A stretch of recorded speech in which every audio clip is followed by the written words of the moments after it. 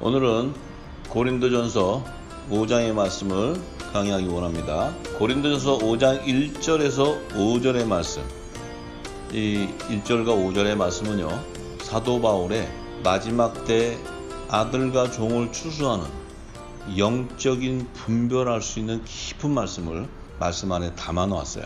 그래서 점점 더 그 하나님의 깊은 것을 알아야 되고, 또 하나님의 마음을 깨닫게 되어야 이제 우리 몸도 우리 마음도 모든 것이 다 그 새 언약의 말씀으로 다 입혀지게 될 줄 믿습니다. 너희 중에 심지어 음행이 있다 함을 들으니 이런 음행은 이방인 중에라도 없는 것이라. 누가 그 아비의 아내를 취하였다 하는도다.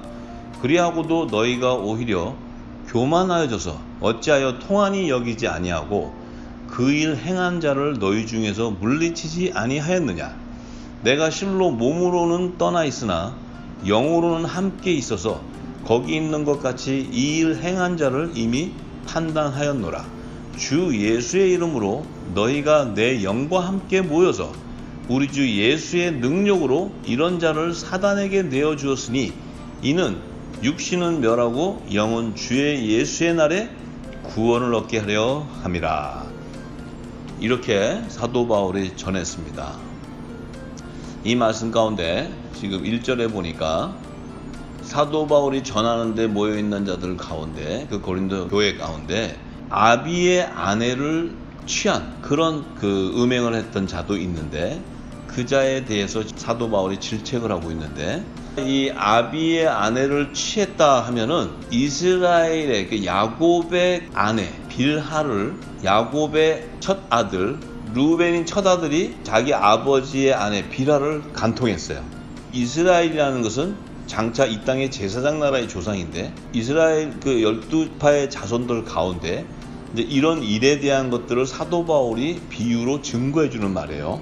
루벤은 12지파 중에서 장자의 자손으로 택했는데, 그 사건을 통해서 루벤이 장자의 직분에서 기록되지 못하고 유다 족속이 장자의 직분으로 세워지게 돼요. 그거 역시도 하나님의 의를 이루는 유다 지파 가운데서 이스라엘 왕이 다윗을 예비해서 그 다윗의 위로 메시아가 오기 위한 그 하나님의 계획이 그 안에 담겨져 있어요.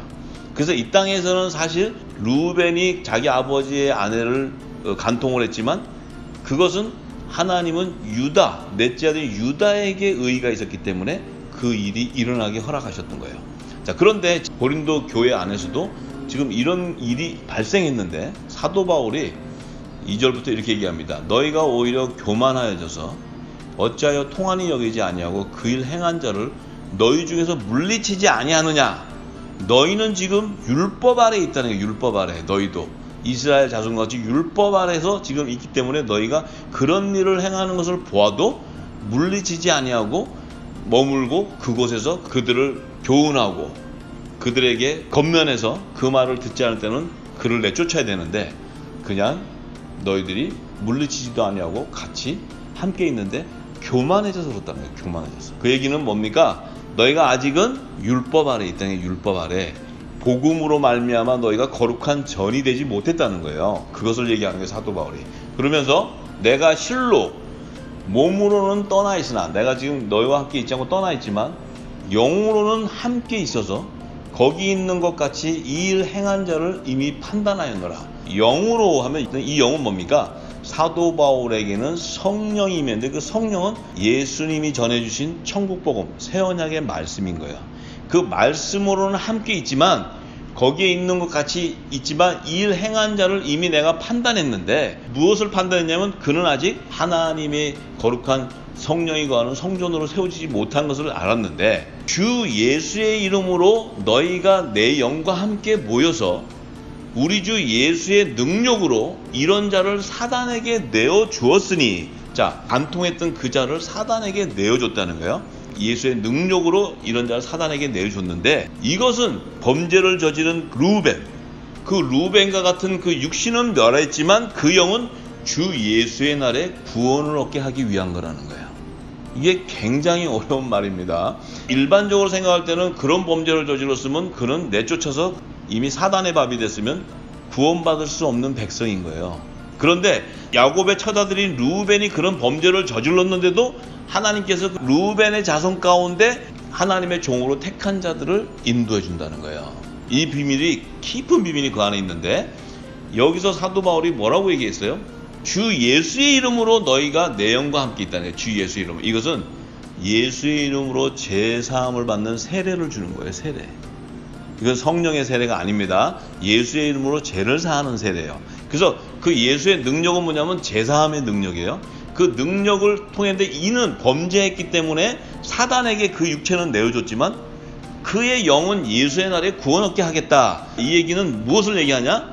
율법 아래에 있는 자들 가운데 여자의 남은 자손으로 구해주는 종의 구원에 대한 얘기를 하는 거예요. 거기에 말하는 영은, 하나님의 자녀는 성령의 처음 익은 열매지만 사단의 육을 멸하게 놔두고 그 영을 구원해준 것은 예수의 피로 씻어서 굵은 베옷을 입고 나오는 회개에 합당한 구원의 표를 얻는 하나님의 종들에 대한 구원을 얘기하는 거예요. 사도 바울이. 이것을 깊이 이제 우리는 이해할 수 있고 깨달을 수 있어요. 지금까지 이 말을 해석할 수 있는 사람이 없어요. 그냥 영 하면 영이 뭔지도 몰라요. 그 안에 산영이 있고 성령이 있고 살려주는 이 영에 대한 분별력이 없기 때문에 그래요. 자, 그러면 육신은 사단에게 내줬다는 거예요.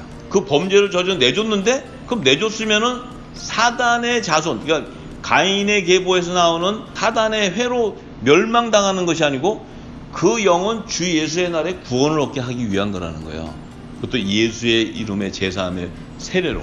자, 이 얘기를 사도 바울이 하는 거예요. 그 심중 안에는.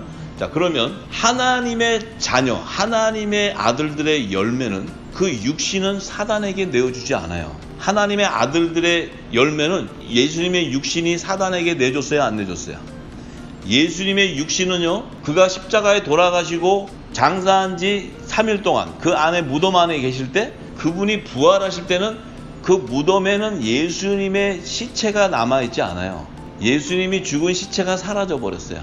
사라졌다는 것은 예수님의 육체는 사단에게 내어주지 않았다는 거예요. 그 얘기는 예수님의 몸은 종의 형체의 그 육신의 몸으로 오셨지만 그가 십자가에 돌아가시고 부활해서 살아나실 때는, 신령한 몸으로 살아나실 때는 그 몸이 온전히 신령한 몸으로 변화되었다는 거예요.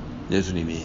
그러면 예수님의 몸이 뭐냐? 예수님의 몸은 우리와 같이 똑같은 성정을 가진 육신을 가진 몸인데 그분의 몸은 거룩한 성전이었다는 거예요. 성전. 그 성전이었다는 것은 왜 성전이 되었느냐? 그분은 성령의 세례를 받은 분이에요. 그분도 처음에 와서는 율법 아래서 나셔가지고 율법의 계명을 따라 갔지만 30세가 되었을 때 요단강에서 세례 요한을 통해서 물로 세례를 받고 성령의 세례를 받을 때 그분이 아들의 명분으로 세워졌단 말이에요. 명분으로 세워질 때 그분의 몸은 육의 몸을 가지고 있지만 그분은 성령의 세례로 말미암아 신령한 몸으로 변화되었던 거예요. 그 몸 안에는 새 언약의 말씀으로 가득 차 있었다는 거예요. 하늘의 비밀이, 천국의 말씀이 가득 차 있어요. 그러면 그분의 몸이 십자가에 돌아가셔가지고 3일 만에 부활하실 때 그분은 성령의 처음 익은 열매가 된 거예요. 성령의 처음 익은 열매예요. 그분이 바로 부활의 첫 열매가 되셨다 이 말이에요. 육신으로 죽은 자, 이 땅에 예수님이 오셔서 부활하기 전에는 육신의 몸에 다 죽었지만 그 몸이 살아나신 분은 오직 예수님 한 분이었다는 거예요. 그래서 그분이 살아나셔서 하늘보좌로 들어가시기 때문에 새롭고 산 길인 구원의 길을 열어주신 거예요. 그래서 하나님의 아들들이 그 예수님을 따라 하늘보좌로 들어갈 수 있는, 부활할 수 있는, 휴거될 수 있는 몸으로, 신령한 몸으로 변화되기 때문에 하나님의 아들들의 몸은, 육체는 사단에게 내어주지 않는다는 거예요. 자, 왜 안 내어주느냐? 예수님 자체가 말씀이신데 그 말씀이 성육신 하셔서 이 땅에 종의 형체인 사람의 몸으로 오셔서 화목 제물로 돌아가시고 그분이 하늘보좌로 갈 때는 그분은 땅에서 난 분이 아니고 하늘에서 난 분이에요. 하늘에서 말씀으로 오신 분이란 말이에요. 그래서 그분이 본향인 하늘로 가기 위해서는 그분은 반드시 새 언약의 말씀이 임해서, 그분이 새 언약의 중보자로 오셨기 때문에 임해서 그분이 아들의 명분으로 세워져야지만 신령한 몸으로 하늘보좌로 들어갈 수 있는 첫 열매가 되는 거예요. 그래서 이 땅에 구원의 길이 열리는 거예요. 그래서 그 예수님이 메시아인 거예요. 메시아. 만약에 예수님이 그 길을 열어주지 않는다면 메시아가 아니에요. 왜냐하면 예수님으로 말미암아 우리가 구원의 길을 열렸기 때문에 그래요. 그렇기 때문에 이 예수님은 성령의 약속을 받은 아브라함에게 약속에 실어준 이삭을 예표하는 거예요. 이삭. 그래서 성전산 모리아산에 이삭을 바쳤을 때 하나님이 예비했듯이 예수님도 성전산에서 십자가에서 화목제물로 바치실 때 예수님을 3일 만에 부활시키시는 거예요, 하나님이. 근데 그 예수님 안에는 뭐가 있어요? 살리신 이의 영이 있는 거예요. 살리신 이의 영.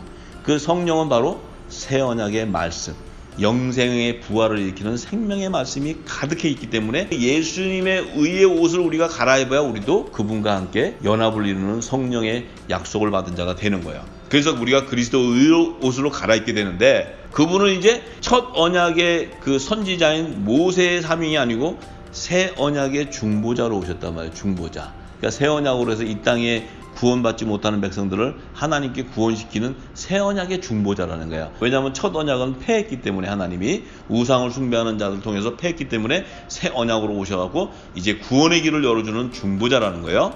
자, 그러면 예수님 안에 있었던 그 생명, 그 생명은 바로 하나님의 아들들이라 그랬어요. 에베소서 1장 5절에서 14절의 말씀을 잠깐 봅니다. 그 기쁘신 뜻대로 우리를 예정하사, 자, 우리를, 하나님의 아들, 복음의 아들들, 새 언약의 일꾼을 얘기하는 거예요. 예수 그리스도로 말미암아 자기의 아들들이 되게 했다는 거예요. 예수님으로 말미암아 하나님의 아들들이 되게 했다는 거예요. 이는 그의 사랑하시는 자 안에서, 하나님이 사랑하시는 자 안에, 그러면 하나님이 사랑하는 자는 예수님이에요. 독생자. 그 독생자 안에서 우리에게 거저 주신 바 그의 은혜의 영광을 찬미하게 하려는 것이다. 그의 영광의, 은혜의 영광을 찬미하게 하는 것인데, 우리가 그리스도 안에서 그의 은혜의 풍성함을 따라 그의 피로 말미암아 구속국 제사함을 받게 되는데, 이는 그가, 예수님이 모든 지혜와 총명으로 우리에게 넘치게 하사, 자, 지혜와 총명의 영을 넘치게 한다는 것은 뭐예요? 예수님이 받은 그 성령의 기름 부음, 그 보혜사 성령의 세례를 받게 하신다는 거예요. 그럼 우리가 그 아들의 명분이 되는데, 그 뜻의 비밀을 우리에게 알리셨으니, 자, 그 뜻의 비밀, 지혜와 총명을 우리에게 부어주는 하나님의 아들들이 되게 하는 그 비밀을 우리에게 알렸는데, 곧 그 기쁘심을 따라 그리스도 안에서 때가 찬 경륜을 위하여 예정하신 것이다.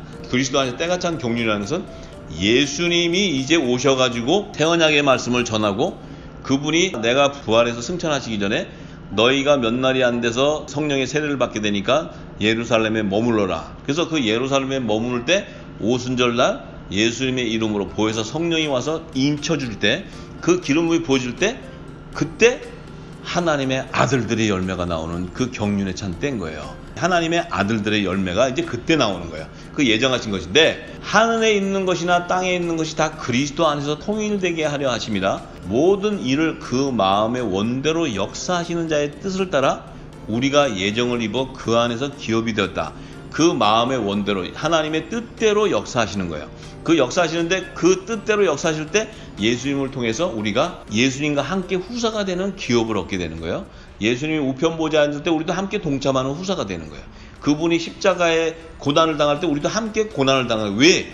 예수님의 지체이기 때문에. 한 몸이기 때문에 동일한 후사의 직분도 받지만 동일한 고난에도 동참해야 된다는 거예요. 이것이 하나님의 아들들의 열매, 정체성이에요. 그래서 그 안에서 너희도 진리의 말씀, 곧 너희 구원의 복음, 자, 이것이 바로 천국 복음이요 영생의 부활을 일으키는 새 언약의 말씀인 거예요. 진리의 말씀이. 첫 언약의 말씀의 율법의 계명은 복음의 그림자라고 얘기했어요. 이 진리가 오기 전까지 달빛으로 비춰주는 그림자였지 복음이 아니라는 거예요. 진리의 복음, 영생을 구원하는 복음이 아니라는 거예요. 그런데 이 진리의 복음이 오셔서, 예수님 오셔서 이 복음을 듣고 그 안에서 또한 그 복음을 믿고 믿는 그 자들에게 약속의 성령으로 인침을 받게 하기 위한 거예요.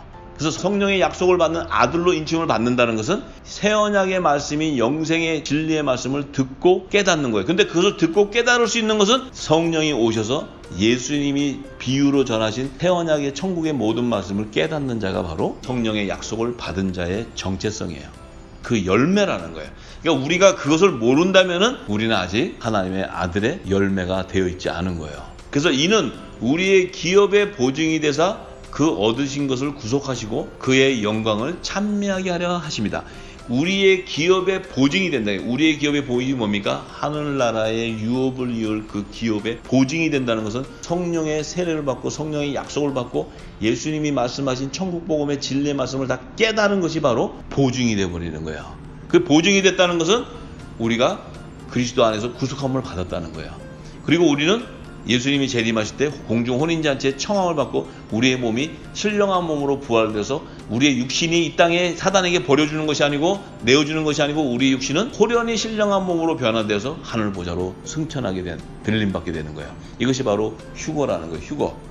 자, 그래서 종들은 휴거되지 못해요. 종들은 예수님이 지상재림하실 때 시온산에서 그들이 옷을 입고 있던 육신의 제약들을 다 예수의 피로 씻어서 성결의 표인, 회개에 합당한 열매를 나타내는 흰 옷을 입고 올라가게 되는 거예요. 그러니까 이 영의 구속함에 대한 부분을 아들과 성령과 산령, 아들과 종의 구속함에 대한 부활의 실체를 잘 알아야 돼요. 자, 그래서 예수님께서도 이렇게 얘기합니다. 나사로, 죽은 나사로를 통해서 예수님이 증거해 주셨어요. 자, 요한복음 11장 25절에서 27절 말씀, 또 39절에서 44절의 말씀을 증거해 드립니다. 자, 요한복음 11장 25절에서 27절의 말씀은 예수님이 죽은 나사로를 살리기 위해서 이제 그곳을 가실 때 예수님이 먼저 부활에 대한 말씀을 주세요. 예수께서 가라사대 나는 부활이요 생명이니 나를 믿는 자는 죽어도 살겠고 무릇 살아서 나를 믿는 자는 영원히 죽지 아니하리니 이것을 내가 믿느냐? 가로되 주여 그러하여다. 주는 그리스도시요 세상에 오시는 하나님의 아들이신 줄 내가 믿나이다. 이렇게 증거했어요. 예수님이 당신이 부활이라고 얘기했어요. 나는 영이요 생명이요. 예수님께서 말씀하셨어요. 영은 살리는 것이라고 얘기했어요. 부활이에요. 그러니까 예수님이 부활이라는 뜻은 내가 새 언약의 중보자다 얘기하는 거예요. 중보자다. 내가 이 땅에 마지막 날에 생명을 살리기로 온 새 언약의 중보자다. 그런데 생명이라는 것은 내가 말씀인데 내가 가지고 있는 새 언약의 말씀은 영생을 구원하는 생명의 말씀이라는 거예요. 생명의 양식이라는 거예요. 그래서 나를 믿는 자는 죽어도 살겠고, 자, 나를 믿는 자는 죽어도 살겠는데 무릇 살아서 나를 믿는 자는 영원히 죽지 아니하리라. 자, 나를 믿는 자는 죽어도 살겠고, 이 얘기는 예수님이 오시기 전에 세례 요한 같은 또 모세와 같은 이런 선지자들도 메시아가 이 땅에 오셔야 우리가 구원을 받는다는 것을 믿었다는 거예요. 그래서 율법의 계명을 믿음으로는 증거를 받았지만 성령의 약속을 받지 못한 하나님의 종들을 얘기하는 거예요. 그들은 예수님이 이 메시아가 오시면 그 자기들을 살려줄 것을 알았는데 무릇 살아서 나를 믿는 자는, 살아서 믿는 자는 것은 예수님이 오셨을 때 예수님을 본 제자들이에요. 제자들. 예수님이 오셔가지고 30년 동안 이 땅에 사는 동안 또 30세부터 3년 반 공생의 기간에 제자들을 택해서 3년 반 동안 함께 있을 때 그 제자들은 예수님이 오셨을 때 그들은 살아서 예수님을 믿게 됐어요. 직접 봤기 때문에. 모세나 이들은 그 세례 요한은 예수님이 오셨을 때 마지막 율법의 선지자로 저분이 하나님의 어린 양이요 우리의 구원주라고 이렇게 증거했고 그분에 대해서 우리를 구원해 줄 분이라는 것을 메시아인 것을 증거해 줬는데 그는 예수님이 새 언약의 말씀인 천국 복음을 전하기 전에 순교당해 버려요. 순교당하기 때문에 세례 요한은 예수님이 오셔서 메시아인 것만 알지 예수님이 오셔서 주시는 새 언약의 말씀은 모른다는 거예요. 그렇기 때문에 그는 예수님이 오시면 우리를 구원해 줄 거라는 걸 믿었기 때문에 그도 예수님이 다른 양으로 내가 인도해 준다는 거예요. 그런데 살아서 나를 믿는 자는, 그럼 살아서 믿는 자는 것은 예수님이 오셨을 때 제자들, 그 제자들이 예수님의 증거한 천국 복음을 증거했을 때 그 말씀을 듣고 성령의 기름 부어져서 그 열매로 나오는 자들, 그들은 영원히 죽지 아니한다는 거예요. 영원히 죽지 않는다는 것은 예수님이 온 이후에 믿는 새 언약의 말씀을 믿는 자는 죽음이 없다는 거예요. 죽음이 없다는 것은 하나님의 자녀들의 육신은 사단에게 내주지 않는다는 거예요. 잘 들으셔야 됩니다. 그래서 이 굉장히 어려운 부분인데 그렇게 얘기하시면서 내가 이거 말한 거 믿느냐? 이렇게 하니까 거기에 있는 마리아와 이 마르다 이들이 믿습니다. 예수님은 주요 그리스도시고 세상에 오시는 하나님의 아들인 것을 내가 믿습니다. 이렇게 얘기했어요. 그러니까 하나님의 아들이라는 거예요. 왜냐하면 자기들이 지금까지는 율법의 선지자 모세가 우리를 인도하는 인도자로 알았는데 그는 율법 아래에 있는 하나님의 종이었죠. 아들의 신분이 아니었던 거예요. 그런데 예수님은 하나님의 아들의 신분이었다는 거예요. 그것을 알았다는 거예요. 그러니까 이제 예수님이 요한복음 11장 39절에서 44절에 그 마리아 마르다의 그 동생인 나사로, 죽은 나사로를 살리러 오는데 이 죽은 나사로가 죽은 지가 나흘이 됐다고 했어요. 나흘. 그러니까 하루 이틀 사흘 나흘 4일째가 됐다는 거예요. 4일째. 이 4일째가 되었다는 것은 하나님의 아들들은 3일 만에 부활하는 거예요. 죽은 지 장사한 지 3일이 지나면 부활하게 되는 거예요. 이것이 하나님의 아들들의 열매요. 정체성이고. 그런데 나으리다 그런 것은 뭐예요? 나으리다 하는 것은 종의 신분이라는 거예요. 종의 신분. 3일 만에 부활하는 자가 아니라는 거예요. 그래서 나흘이 됐는데 예수님이 죽은 나사로를 향해서 나사로야 나와라 이렇게 하니까 그 나사로가 나올 때 무덤 안에 이렇게 4일째 있었는데 나오는데 그가 온전한 신령한 부활의 몸으로 나오는 것이 아니고 그가 나올 때는 수족을 배로 동인 채 하얀 베옷을 이렇게 죽은 자들의 시체를 이렇게 감아놓은 베옷을 동인 채 그 수건도 얼굴에다 가린 채 이렇게 나오는 거예요. 자, 예수님은 십자가에 돌아가시고 무덤에 딱 넣어놨을 때 예수님이 3일 만에 부활하고 그 제자들이 가니까 무덤에는 유대인들이 장사 지내는 그 풍습이 죽은 자는 그 세마포로 이렇게 돌돌 말고 머리도 두건으로 씌우나 봐요.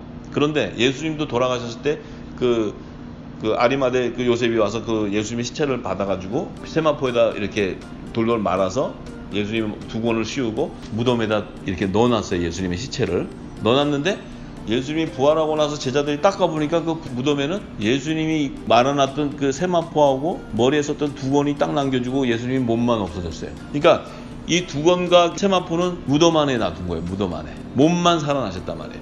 그런데 이 나사로가 예수님이 나올 때 보니까 죽었을 때 감아놓은 그 베옷과 두건을 쓴 채로 나온다는 거예요. 자, 요것이 바로 마지막 때 이 종들이 굵은 베옷을 입고 나오는 부활. 죽은 자들이 이제 나중에 그 모세도 세례 요한도 다 마지막 때 예수님이 이제 지상재림할 때 나오기 전 오실 때는 그들도 무덤에서 다 나와서 흰 옷을 입고 나와서 예수님이 오실 때 영접을 해야 시온산에 들어갈 수 있는데 그들이 나올 때는 신령한 몸으로 부활돼 가지고 하늘 보좌로 휴거되는 것이 아니고 공중 혼인잔치 휴거되는 것이 아니고 그들은 굵은 베옷을 흰 옷을 갈아입고 성결의 표, 구원의 표, 회개에 합당한 열매 표로 그들의 육신에 굵은 베옷을 입는 이것을 예표해 주는 거예요. 그래서 나사로가 이렇게 나왔을 때 그 모습으로 이렇게 나왔어요. 나왔는데 예수님께서 나사로에게 풀어서 다니게 하라. 그러니까 나사로가 이렇게 묶여 있었는데 풀어 다니게 하라니까 나사로가 이 걸치고 있던 그 세마포와 이것들이 다 풀어져 버렸어요. 다 풀어지고 나사로가 온전한 몸으로 이렇게 나와서 예수님이 다니는 곳을 따라다니면서 예수님과 함께 동참하고 다녔어요. 자, 이 비밀이 뭐냐면요. 이 죽은 나사로가 나와서 살렸다는 의미는 이 나사로는 예수님이 오기 전까지는 율법 아래에 있는 여자의 자손, 그러니까 종의 신분이었는데 태원약의 말씀으로 예수님이 임할 때 그가 나왔을 때 그 죽어있던 몸에서 그의 몸이 생명의 성령의 몸으로 풀어지니까 율법 아래에 있는 자들 가운데서 아들의 명분으로 세워져 버리는 거예요. 이 얘기가 얼마나 중요한 얘기냐면요. 이 역사가 없으면 요셉이라든지 노아라든지 이삭이라든지 아브라함이 다윗이라든지 예수님이 오기 전에 아들의 명분, 이 죽은 자들이요 아들의 명분으로 세워질 길이 없어요. 예수님이 오시기 전에 하나님의 아들로 택한 자들을 끄집어내었을 때 그들은 율법 아래 성결의 표, 회개에 합당한 표를 받고 옷을 입고 굵은 베옷을 입고 나왔는데 태원약의 중보자로 오신 예수님이 풀어놓아 다니게 하라 그러니까 죄와 사망에 매였던 것이 생명의 성령의 법으로 풀어져 버리는, 풀어지니까 율법 아래에 있던 자들 가운데 아들의 명분으로 세워진 자들이 예수님과 함께 다니게 되는 거예요. 이것을 비유하는 거예요. 이것이 이제 마태복음 27장에 예수님이 돌아가시고 나서 무덤이 열리고 많은 자들이 나오고 또 그러한 얘기들이 다 이 말씀과 연결되는 얘기들입니다. 그래서 율법의 아래서 죽어 있는 자들이 부활해서 나오는 종들은 굵은 베옷을 흰 옷을 입게 돼 있고 또 하나님의 자녀들은 그 몸에서 완전히 풀어져서 생명의 성령의 몸으로 그는 신령한 몸으로 다시 부활하는 변화되는 몸을 얘기하는 거예요. 그래서 예수님께서도 누가복음 24장에 보니까 예수님이 십자가에 돌아가시고 나서 부활하신 다음에 예수님 돌아가셨으니까 다 제자들이 모여있는데 예수님이 딱 나타나세요. 나타나가지고 하시는 말씀이 누가복음 24장 36절에서 40절에 이 말을 할 때 예수께서 친히 그 가운데 서서 가라사대 너희에게 평강이 있을지어다. 저희가 놀라가지고 무서워하여 그 보는 것을 영으로 생각한다는 거예요. 예수님을 이렇게 봤는데 그 예수님을 영으로 생각했다니 영으로. 근데 예수께서 가라사대 어찌하여 두려워하며 어찌하여 마음에 의심이 일어나느냐. 내 손과 발을 보고 나인 줄 알라. 예수님의 모습은 봤을 때 몰랐던 거예요. 왜 몰랐냐면 예수님이 계실 때 육의 몸하고 신령한 몸으로 딱 변화됐을 때는 못 알아봤어요. 못 알아봤는데 예수님이 그들에게 내 손과 발을 보이면서 못자국, 창자국 보여주는 거예요. 손과 발에 못자국 난 게. 그러니까 예수님이 십자가에 돌아가신 분이라는 거야. 보여주면서 난 줄 알아라. 나를 만져봐라. 만져보면 영은 살과 뼈가 없다. 영은 살과 뼈가 없죠, 당연히. 왜냐하면 하나님의 새 언약의 말씀이기 때문에, 영적인 말씀이기 때문에. 영은 없는데 나는 뭐라? 있다 이거야. 손과 발을 다 보이시면서 봐라. 나는 있지 않느냐. 이 얘기는 뭐예요? 예수님이 영의 말씀으로 이 땅에 성령으로 잉태하셔서 동정녀 마리아의 몸에서 메시아로 탄생하셔가지고 예수님이 30세 될 때까지 율법 아래에서 그 하나님이 주신 첫 언약의 계명을 따르시다가 이제 30대가 되었을 때, 하나님이 정한 때가 되었을 때 요단강에서 세례요한을 통해서 물 세례를 받고 이러셨을 때, 성령의 세례가 임할 때 하늘의 문이 열리면서 하나님의 음성이 이는 내 기뻐하고 사랑하는 아들이라고 딱 명분으로 세웠어요. 그리고 나서는 예수님이 3년 반 공생의 기간에는 천국 복음을 증거했어요. 그리고 그 제자들에게는 땅끝까지 이르러 이 복음을 전하라고 얘기했어요. 내가 올 때까지 너희와 함께 있겠다고 약속하셨어요. 그러시고는 예수님이 돌아가시고 3일 만에 부활하신 몸으로 그들에게 나타나 보일 때, 이제 가시기 바로 직전에 이런 모습을 보인 것은 너희도 이와 같이 부활하게 된다, 이 얘기하시는 거예요. 너희도 나와 같이 부활하게 된다. 그래야 내가 재림 때 너희가 공중 혼인잔치 예비해 놓은 그 잔치에 너희가 들림받을 수가 있다. 나와 함께 연합을 이룰 수 있다. 이 얘기 하시는 거예요. 그래서 하나님의 자녀들이 예수님과 연합을 이루는 거지, 하나님의 종들이 예수님과 연합을 이루는 게 아니에요. 왜냐하면 종의 신분하고 아들의 신분은 하늘에 속한 자와 땅에 속한 자로 나눠져 있어요. 그래서 절대로 그 영이 혼합될 수가 없는 거예요. 본질이 다른 거예요. 본질이, 신분의 본질이. 그렇기 때문에 종들은 아버지의 뜻을 모르고 아버지의 일을 모른다고 얘기하는 거예요. 하나님의 아들들은 아버지의 뜻을 다 알기 때문에 그 뜻을 행하기 때문에 의인이요 의의 직분자가 된다는 거예요. 하나님의 종들은 그 뜻을 모르니까 의문의 직분자요, 그들은 정죄의 직분자가 되기 때문에 그 안에서 반드시 회개에 합당한 구원의 표와 성결의 표를 받지 않고서는 그들은 구원을 받을 길이 없다는 거예요. 그렇지만 그들은 육신의 몸은 사단에 내어줬기 때문에 굵은 베옷을 입고 있어도 다시 마지막 때 예수님이 오실 때 무덤에서 나오려면 그 입고 있던 베옷이 흰 옷으로, 굵은 베옷으로 회개에 합당한 예수의 피로 씻어서 나오지 않고서는 그들은 구원받을 길이 없어요. 그래서 계시록 7장 13절과 14절 보면, 그 14만 4천에 대한 얘기를 하면서 이렇게 얘기해요. 장로 중에 하나가 응답하여 내게 이르되 이 흰옷 입은 자들이 누구며 또 어디서 왔느냐. 내가 가로되 내 주여 당신이 알리다 하니 그가 나더러 이르되 이는 큰 환난에서 나오는 자들인데 어린 양의 피에 그 옷을 씻어 희게 하였느니라. 자, 이들이 나오는 것은 큰 환난에서 나오는 자들이다. 이 큰 환난은 후 3년 반 7대접의 대환난에서 하나님의 피난처에서 그 후 3년 반을 통과하고 나서 시온산으로 임하는 자들인데, 그들은 흰옷을 입고 있다는 거예요. 그들은 그리스도의 옷을 입은 게 아니에요. 흰옷을 입고 있는 거예요. 하나님의 자녀들은 그리스도의 의의 옷을 입고 있는데, 흰옷을 입었다는 것은 내가 회개에 합당한 구원의 표를 받았다, 이러는 증거예요. 증거. 근데 그들은 반드시 큰 환난을 통과해야 된다는 거예요. 이 환난을 통과하는 자들인데 반드시 어린 양 예수의 피로 정결하게 씻어진 옷을 입어야 된다는 거예요. 그래서 계시록 14장 1절에 보니까 그들의 실체가 어린 양이 시온산에서 임할 때 그와 함께 섰던 14만 4천을 보니까 그들의 이마에 어린 양의 이름과 그 아버지 여호와 하나님의 이름이 써 있는 거예요. 이것이 바로 유대인, 예수님이 오시기 전에 율법 아래에 있었던 종들, 또 오신 이후에 신약시대부터 지금까지 하나님이 종으로 택한 자들, 그들은 반드시 예수의 이름의 제사함을 받는 세례를 받고 그들의 이마에는 반드시 어린 양 예수의 이름이 인쳐져 있어야 된다는 거예요. 그래야 그들이 흰옷을 입고 하나님의 종으로 어린 양 예수가 시온산으로 지상재림할 때 시온산으로 입성할 수 있게 되는 거예요. 그래서 지금까지 많은 얘기들이 있었지만 이제 가장 중요한 것은 고린도전서 11장 3절과 15절의 말씀이 그들의 실체를 정확하게 증거하는 것입니다. 너무나 많은 말씀들이 있지만 그것을 다 증거하면 너무 시간도 한정되어 있기 때문에 다 증거할 수 없고 오늘 이 말씀을 전하고 마칠까 합니다. 고린도전서 11장 3절에서 15절의 말씀은요, 사도 바울이 증거합니다. 너희가 알기를 원하노니 각 남자의 머리는 그리스도요 여자의 머리는 남자요 그리스도의 머리는 하나님이시라. 자, 이게 가장 성경의 깊은 하나님의 비밀이에요. 구속사의 비밀. 이것이 아들과 종을 추수하는 비밀인데 지금 이것이 열려있지 않기 때문에 성경은 전부 부분적으로 해석하게 되는 거예요. 자, 그런데 그럼 남자의 머리, 그러면 머리는 다스리는 자죠. 건세를 가진 분이에요. 그 남자의 머리는 예수님인데 예수님의 지체가 남자라는 거예요. 이 남자는 하나님의 아들들의 열매를 나타내는 거예요. 그리고 여자의 머리는 남자. 그러면 이 남자는 또 여자의 권위를 갖고 있는 거예요. 여자들의 권위.